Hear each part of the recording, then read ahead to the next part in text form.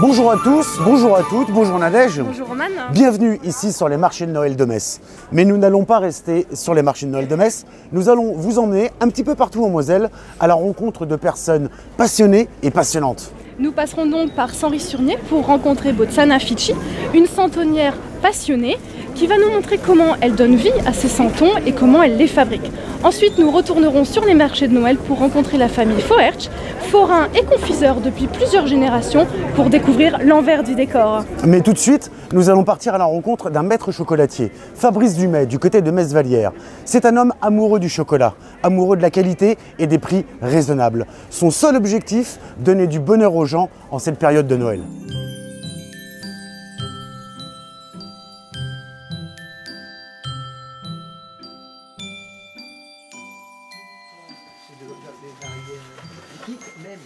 Préparation de Noël, vous savez, c'est quasiment un an de préparation.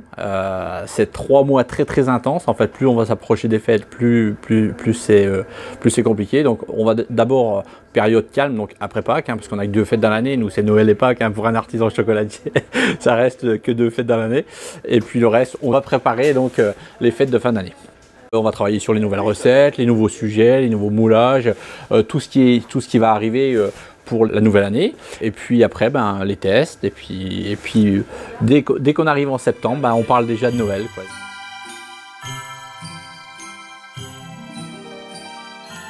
Donc moi, je travaille avec 9 fournisseurs différents et 30 pays différents. Donc on va goûter. La seule façon, c'est ça. Donc on est obligé de goûter des dizaines de chocolats tous les mois, des choses intéressantes ou moins bien. Donc des chocolats qui vont être sélectionnés.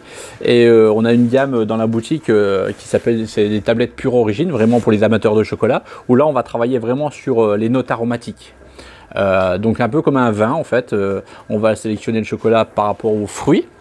La variété du fruit, alors c'est un Criollo, un Forastero, un Porcelana, mais aussi savoir si on a des notes aromatiques un petit peu intéressantes. Et là aussi, donc le terroir joue énormément. Donc pour le choix des chocolats, ça peut être bien sûr le goût, la qualité du produit, mais aussi raconter une histoire. C'est hyper important dans nos métiers.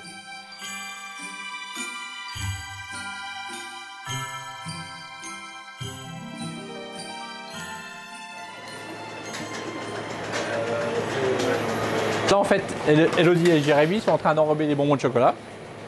Donc c'est une ganache qu'on a détaillée en petits carrés. Cette machine s'appelle une tempéreuse enrobeuse. Donc on va tempérer le chocolat. Donc pour tempérer le chocolat, en fait, on le fait fondre 45-50 degrés. On le refroidit le plus rapidement possible à 26-27 degrés et on le réchauffe 3 degrés de plus. Le chocolat va être alimenté, donc on a 35 kg de chocolat dans la cuve, va être alimenté par une pompe, sortir ici. On a 2 rideaux de chocolat. Les bonbons de chocolat, donc pralinés ou ganache, en petits carrés, vont passer sous le rideau, vont être enrobés une première fois, puis une deuxième fois. Là, ici, les petits escargots, c'est une soufflerie. On va enlever l'excédent de chocolat qu'on a au-dessus du bonbon. Ici, on a un petit tapotage qui va enlever l'excédent sur les côtés. Et là, on a une petite barre qui tourne très vite, qu'on appelle le coupe-queue, qui va enlever l'excédent en dessous du bonbon. Donc, on gère l'épaisseur de chocolat au-dessus, sur les côtés et en dessous. Et ici, on va décorer. Et après, vous avez ces bonbons de chocolat. Il n'y a plus qu'à les déguster.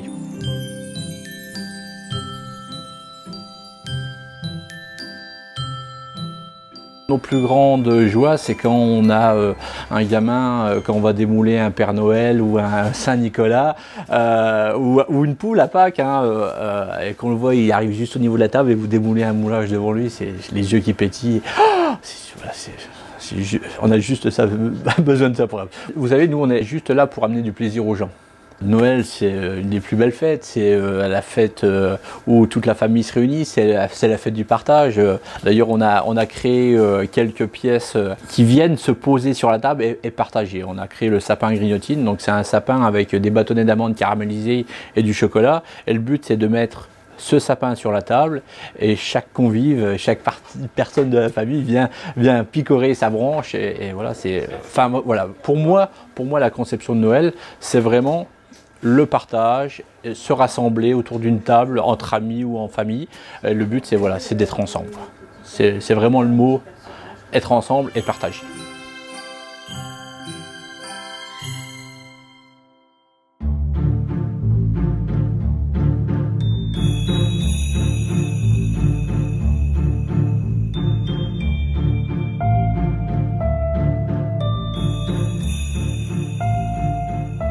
Je m'appelle Bojana Fissi. Depuis 30 ans que je vis en France, je fabrique les petits santons de Provence. Quand je me suis trouvée en France, j'ai entendu sur les traditions de fabrication des santons et quand je voulais préparer Noël pour notre fils qui est venu au monde, je cherchais une crèche, je ne trouvais rien joli. Et un jour, en fouillant dans le grenier chez les grands-parents de mon mari, tout simplement, nous avons trouvé les anciennes figurines en argile, qu'on n'appelait pas ça ici en Lorraine santons, c'était les figurines. Et je les refais. On a passé Noël, nous avons passé Noël avec ces beaux figurines refaites, et puis ça me donnait des clics.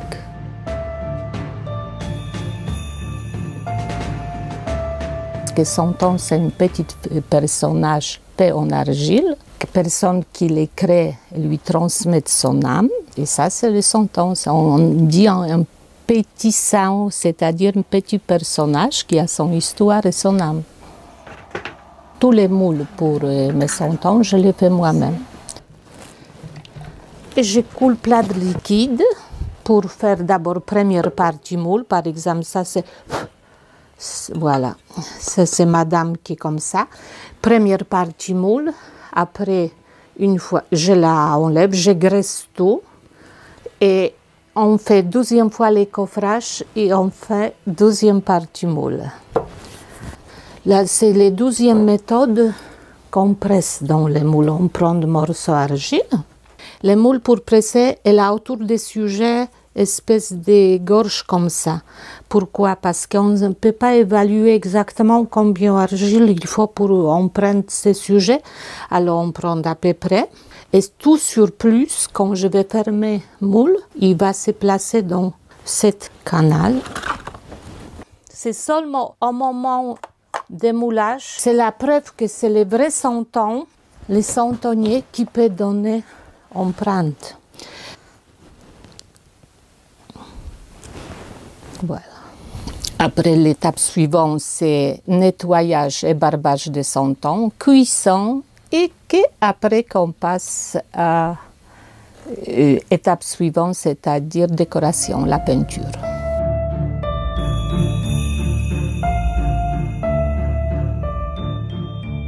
J'étais formée en Provence, exactement à Miramas, dans un atelier en santonnier. Et puis, savoir-vivre, c'est facile de ménager.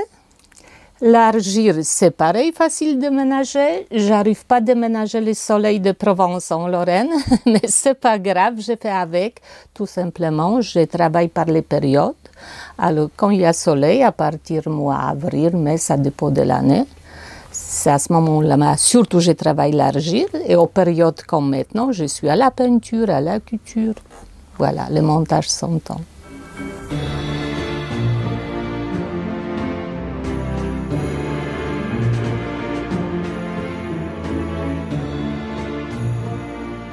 Alors ici, on se trouve dans un petit local où j'expose tous les santons que je fabrique moi-même. Et qu'avant, un mois avant Noël, j'ouvre les portes pour tout le monde qui ont envie de venir les voir, peut-être les admirer et acheter pour compléter leur crèche. J'ai vu avec les santons toute l'année. Moi, Noël, je l'ai vu de janvier jusqu'à décembre. Et depuis quand je fabrique les santons, c'est surtout les soirs 24 que j'ai les moments de réflexion, que je ferme mes yeux et je pense à tous les foyers. Je vois les familles autour de mes santons et ça fait quelque chose. Je m'invite pour Noël dans plusieurs foyers. Je partage.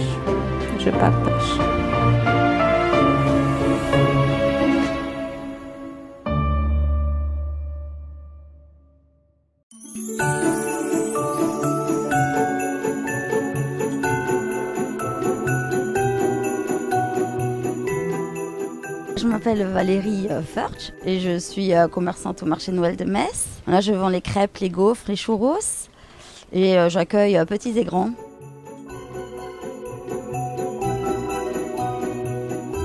Nous, nos journées au niveau travail commencent très tôt, donc comme on fait les crêpes, les gaufres, les churros, donc préparation de la pâte chargée, parce qu'on a 1 heure de route pour venir à peu près jusqu'à Metz.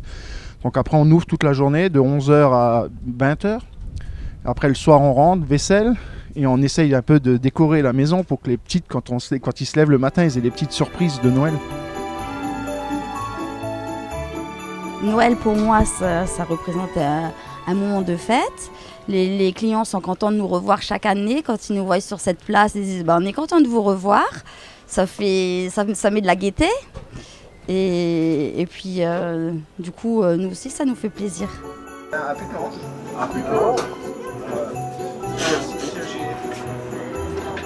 Déjà, transmettre la joie et la bonne humeur, parce que Noël, c'est un moment festif. Donc les gens, ils reviennent, ils ressortent, ils sont heureux, malgré le contexte actuel. Et donc voilà, ils sont heureux de sortir, ils sont heureux de revoir leur petite cabane avec leurs mêmes personnes qu'ils revoient tous les ans. Donc voilà, ils sont heureux, nous aussi. La contribution qu'on apporte à la fête de Noël, en fait, je pense que c'est déjà par notre sourire, notre bonne humeur. Quand ils viennent tous les jours, les gens ils viennent chez moi, ils disent on vient toujours chez le monsieur du churros, il est un peu foufou, on aime ça. Et puis voilà, ça met de la bonne humeur. Le monde est tellement gris qu'il faut il faut rigoler. Il faut tout prendre à la légère. De toute façon, on a assez de problèmes à côté pour. On n'a pas besoin de voir Noël. Il faut être content, il faut être heureux.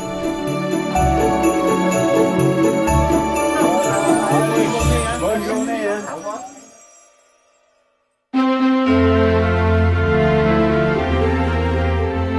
Chacun a sa fibre artistique. Et quand vient Noël, certains sont plus doués que d'autres. En tout cas que moi.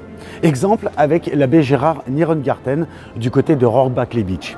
Avec lui, se préparer à Noël, c'est autrement. Mais avant ça, faisons un petit détour par Sichazel, où nous avons pu rencontrer exceptionnellement les visitandines. Il s'agit notamment de 3 sœurs qui ont accepté de nous témoigner de la manière dont elles préparent leur cœur à la venue de l'enfant Jésus. Elles vont également nous montrer comment en communauté elles préparent Noël.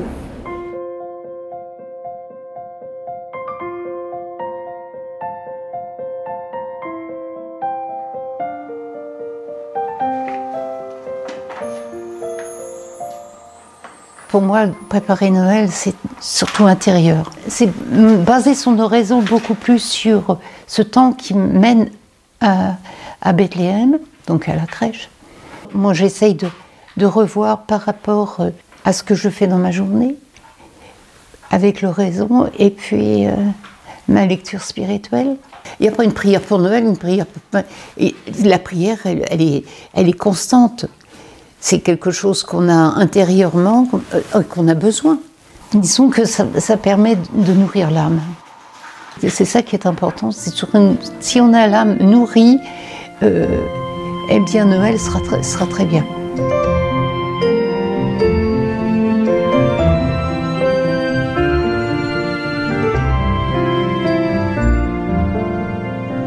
La coutume est que dans notre communauté ici, c'est de faire des efforts sur des défauts dominants en chacune de nous au point de vue personnel et communautaire.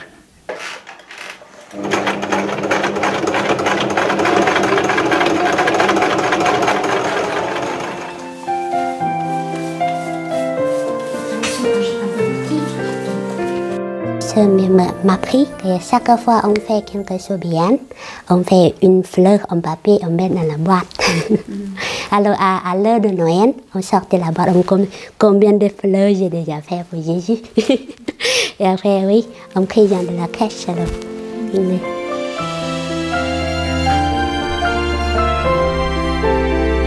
Dans chaque emploi, nous faisons des crèches. Je pense l'année passée, on en avait plus de 30. Donc dans chaque emploi, nous faisons des crèches et le jour de Noël, nous faisons une sorte de pèlerinage pour visiter les crèches que chaque sœur a faites dans son emploi. Et on chante ensemble. Oui, chaque crèche on chante ensemble. Oui, c'est comme ça. Et après on goûte ensemble, on parle ensemble, c'est la journée de Noël. Et on manger ensemble aussi. Oui. Et ça dépend des fois. Et aussi, il y a des cadeaux pour Noël un petit peu pour donner la joie. Oui.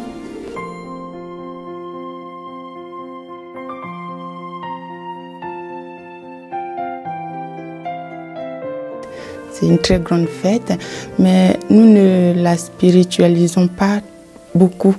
On voit plutôt des cadeaux, des rencontres qui sont très bons aussi, des rencontres, des cadeaux.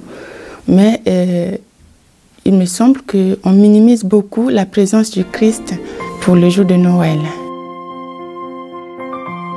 C'est la plus belle chose que le Seigneur a pu nous donner. C'est une joie de pouvoir savoir que Dieu s'est fait enfant et puis qui nous donne tout.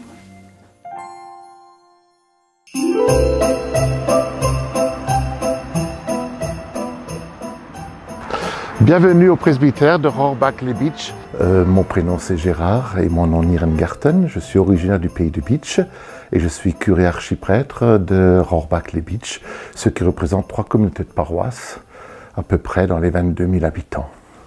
Alors chaque année, je rédige un cahier que je distribue avec les catéchistes aux enfants, aux paroisses, mais qu'eux aussi complètent par des décorations, par des idées, par des mises en œuvre pratiques. Alors cette année, le cahier est né parce que dans une revue, j'ai vu le message de Jésus. Et je me suis dit, tiens, il y a le message, puisque Jésus est lui-même message par sa propre personne, l'enfant qui regarde la nuit de Noël, infant, ça veut dire sans parole, qui ne parle pas, mais qui devient parole. Alors j'ai décliné 5 messages simplement. Un message d'accueil, Dieu se laisse accueillir par nous et il nous accueille tel que nous sommes. Ce Dieu-là s'est fait petit. Un message de paix, paix aux hommes, de bonne volonté. Vous pouvez la faire, vivez-la. Un message d'espérance, de salut. Au-delà de toutes les difficultés, il y a toujours un chemin d'ouverture. Un message d'amour, Dieu est amour. En ce moment, avec tout ce qui se passe dans le monde, les religions, on dit c'est négatif, mais c'est un message d'amour dans toute sa splendeur et sa nudité, la nuit de Noël. Et un message d'un Dieu présent en qui je peux faire confiance. Voilà, c'est les messages que Jésus va décliner toute sa vie et qui forment en quelque sorte l'Évangile. Donc j'ai mon petit cahier de bord d'à côté, avec un thème de réflexion. Toutes les églises se l'approprient, les enfants le font à la maison. De l'autre côté, dans l'autre main, j'ai le journal et puis la parole de Dieu. J'essaye dans mon oraison le matin de prendre des textes du temps de l'Avent pour me laisser imprégner.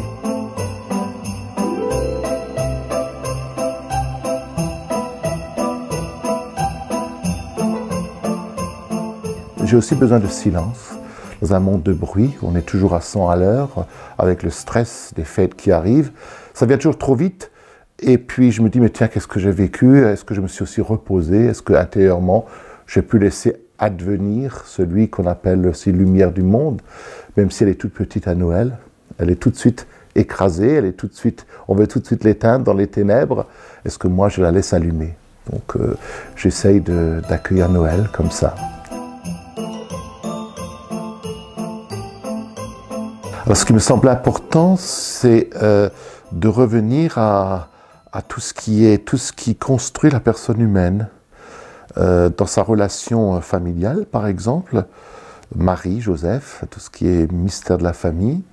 Ce qui est aussi important, c'est d'accueillir un message de paix, d'avoir le désir, paix aux hommes de bonne volonté, d'être artisan de paix. C'est quelque chose de l'ordre de la fabrication, comme des artisans, comme des artistes. Donc il y a vraiment un appel de paix. Il y a aussi un appel que les grandes choses sont discrètes. Bon, Noël extérieurement, ça fait commercial, ça fait lumineux, ça fait parfois un peu artificiel. Mais si on ne voit pas derrière tout cela, cette petite lumière-ci qui est le don de Dieu pour le croyant, mais qui peut aussi se vivre dans d'autres choses, par exemple les cadeaux, hein. Je n'ai rien contre, hein. J'aime bien aussi en avoir et en donner. Mais il y a d'abord derrière ça, c'est pas que la matérialité des choses, c'est qu'est-ce qu'on éveille en nous de grand, de beau, de fort, et qui se fait aussi par la distribution de cadeaux, par les saveurs, les couleurs, les odeurs, les chants de Noël. Tout ça, ça doit créer une ambiance qui devrait se vivre d'ailleurs tout au long de l'année. Et ce n'est pas uniquement un soir, mais de ce soir, nous sommes invités à en vivre.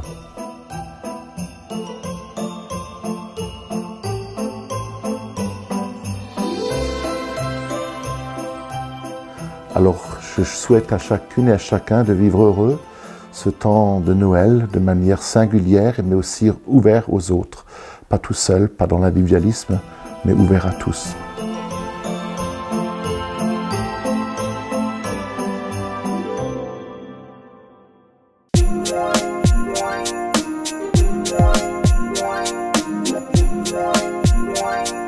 Partons à la découverte de Meisenthal et du centre verrier de Meisenthal. C'est un véritable joyau et un savoir-faire exceptionnel. Nous allons découvrir les coulisses des boules de Noël, alors des plus classiques aux plus originales, comme un silex, comme un nuage, comme une goutte d'eau, ou encore cette année, un artichaut. Mais avant ça, allons découvrir Monsieur Bach, qui est un fabricant de bougies artisanales à Petit-Réderchin, qui va vous montrer que Noël est une fête de l'amour, de la joie, mais avant tout une fête de la lumière.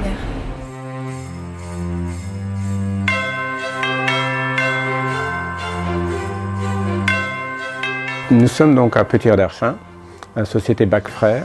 Je suis M. Bach Jean-Martin, le gérant de la société. Et nous fabriquons des bougies depuis 1896. Si on parle sur l'ensemble, nous travaillons énormément avec le clergé.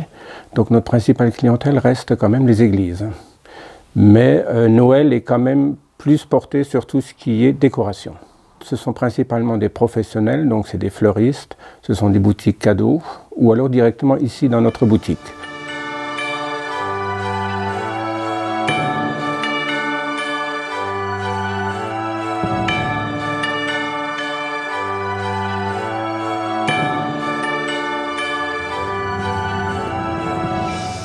Nous préparons Noël à partir du mois d'août. Nous commençons déjà à préparer les bougies pour Noël, pour pouvoir les décorer en fin d'année, pour pouvoir les mettre en couleur, pour pouvoir être prêts pour le démarrage qui démarre pour nous déjà au mois d'octobre.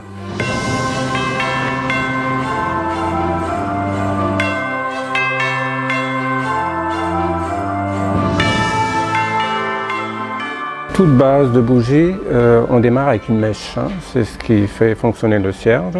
Donc là, nous sommes dans ce qu'on appelle l'enfilage. Donc on enfile la mèche sur 2 cadres. Cette mèche va être traitée à ce niveau-là pour l'extinction automatique. Ce cadre va être mis sur une machine et on va procéder au trempage. Ces cadres ont été placés sur cette machine. Et on va les tremper successivement dans la cire. À chaque trempage, ça va prendre une légère couche. Donc arrivé au poids voulu, on les coupe à la base, ils seront percés à la base et ils seront mis dans les cartons. C'est ce qu'on appelle les cierges de dévotion.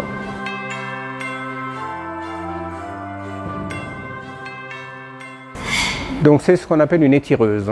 En fait, nous avons toujours, comme partout, la mèche qui passe dans la cire liquide. À chaque passage, elle va prendre une légère couche.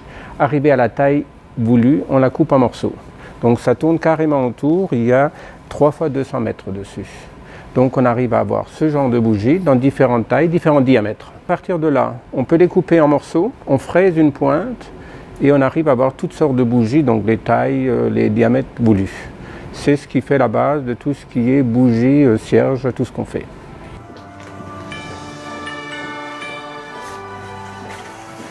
Donc pour Noël, nous avons ce qu'on appelle la bougie d'Avent. Ce sont les fameuses 4 bougies qu'on met sur la couronne d'Avent, qui peuvent être en dégradé ou alors dans la même hauteur et dans différentes couleurs. Ça, c'est la première chose. Ensuite, nous avons tous les arrangements de Noël où on trouve souvent une bougie qui est fabriquée également.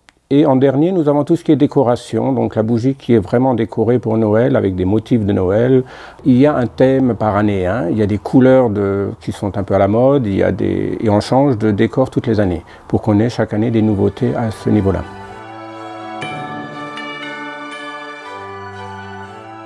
On arrive ici donc au trempage. Donc nous avons une vingtaine de couleurs de cire liquide et dans lesquelles on trempe les bougies suivant la couleur demandée. Noël pour moi c'est la lumière, c'est la naissance du Christ, c'est la paix et la fête. Je pense que la bougie, quand vous allumez une bougie, c'est une flamme vivante. C'est quelque chose qui rassemble, qui ramène la lumière. Pour moi, c'est ça Noël.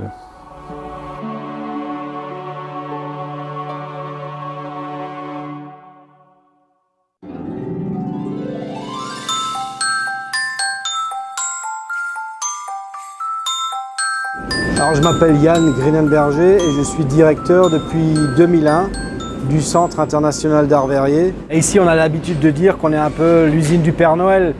À partir déjà du mois de janvier, des séquences de production de boules de Noël, parce que c'est vrai qu'il faut se réveiller le plus tôt possible. Et donc tout au long de l'année, nous produisons toutes les collections antérieures des boules qui ont été éditées par le Centre d'art verrier, environ 25-30 000. Et à partir de la fin du mois d'octobre, on ne produit uniquement que la dernière année, celle qui est faite actuellement, qui est un peu sous le feu des projecteurs, qui est la boule qui est traquée à travers tous les points de vente et ici à Meisenthal.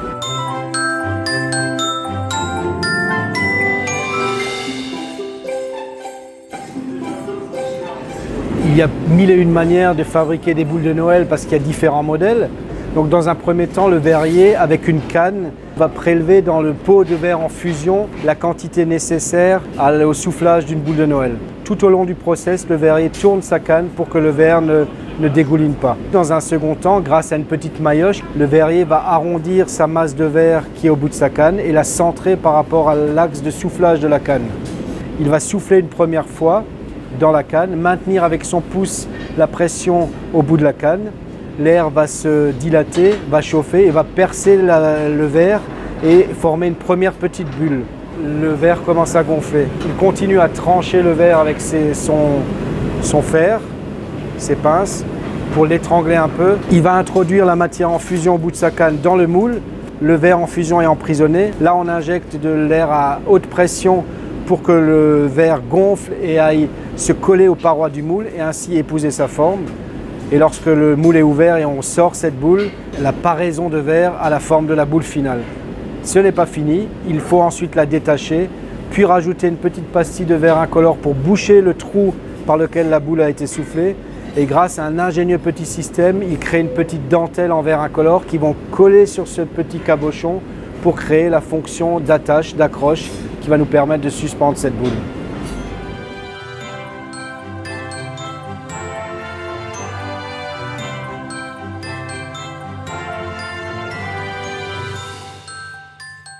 Nous avons plusieurs objectifs, sauvegarder le savoir-faire traditionnel verrier propre à ce territoire du Pays de Bitche, le remettre en culture en invitant des créateurs contemporains à se repencher sur cet héritage technique et puis après essayer de partager ça avec le plus grand nombre pour revaloriser ces techniques anciennes par des expositions, des démonstrations commentées et l'édition d'objets par exemple.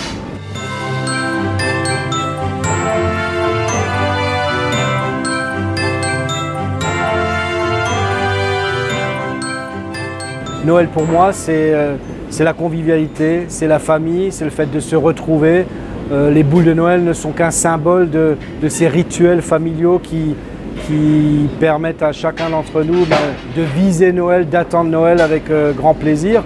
Et c'est vrai que de savoir que les petites boules fabriquées patiemment par nos valeureux verriers toute l'année, particulièrement en hiver, se retrouvent au sein de tous ces foyers qui vont retrouver un peu la magie de cet esprit familial, c'est un grand plaisir et un honneur pour nous.